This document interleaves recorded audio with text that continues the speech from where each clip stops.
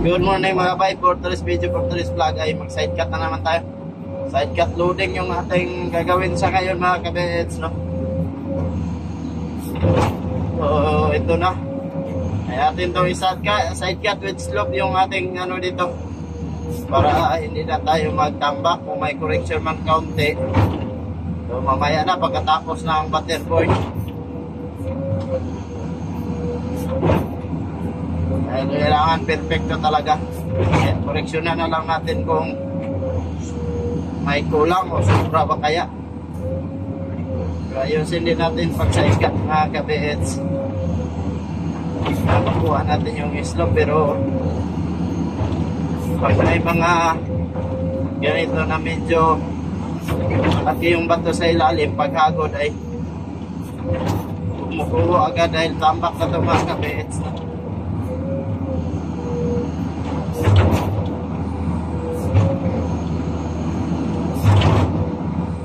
Yan mga bay,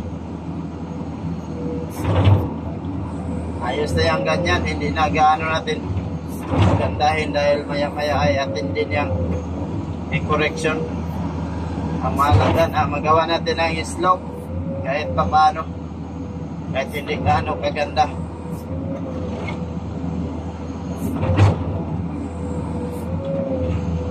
Mag slope na tayo dito sa aming right side na project. 100 meters, bali 100 plus na lang yung kulang dito.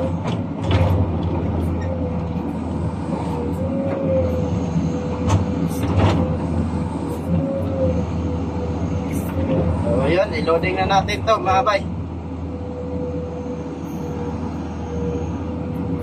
So may yung truck ating loadingan, bali dalawa yung truck ating linulodingan, 10 cubic at saka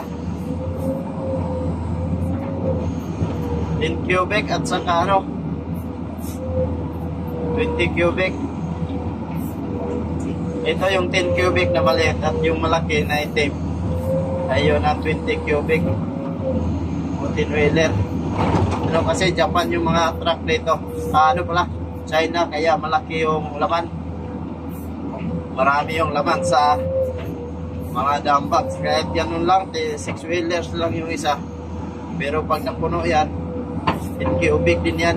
Ayan, papalapit na dito yung itim. So shout out na dyan sa ating mga kaibigan, sana nasa mabuting kalagayan kayo. At huwag kalimutan, kahit gaano man tayo kabisi sa ating mga ginagawa, pasalamatan natin palagi ang ating Panginoon at humingi tayo ng gabay sa ating mga ginagawa, dahil siya lang ang nakakalam. At alam din natin na pag humingi tayo ng gabay ng ating Panginoon at taos puso na hiningi natin sa Kanya, ay talagang bibigyan tayo ng gabay at proteksyonan tayo sa anumang karamdaman o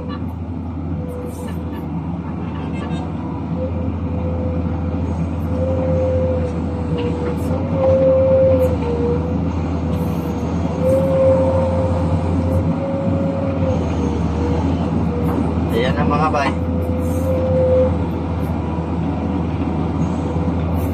So ayos yan, kasi ito hindi natin ito ganong punuin dahil yung maliit na truck ay mahina yung kanyang dam o yung kanyang boom para sa dam, boom up sa kanyang dam mahina, kaya hindi natin ganong punuin. Yung itim ay walang problema, yung itim yung nasa harapan dahil napakalakas niyan, baliwala kahit gaano pa puno, kahit isiksik mo pa yung niyan, kahit umabot pa ng 22 cubic, talagang baliwala yung karga. Talagang malalakas yung mga China.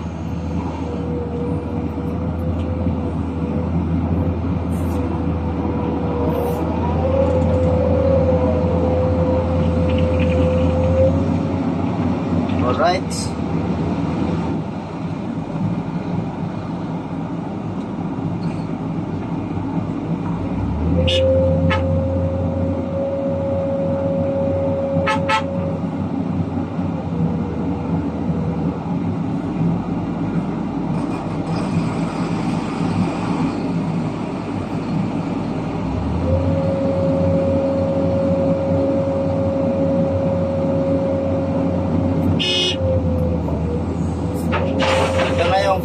20 cubic mga kabits. Loadingan din natin ito. Kunin muna natin ito dito sa ating likuran para magawa nating daanan natin. O, hanggang dito na lang ating video. Maraming salamat sa patuloy na sumusuporta dyan sa atin, sa ating mga solid supporters.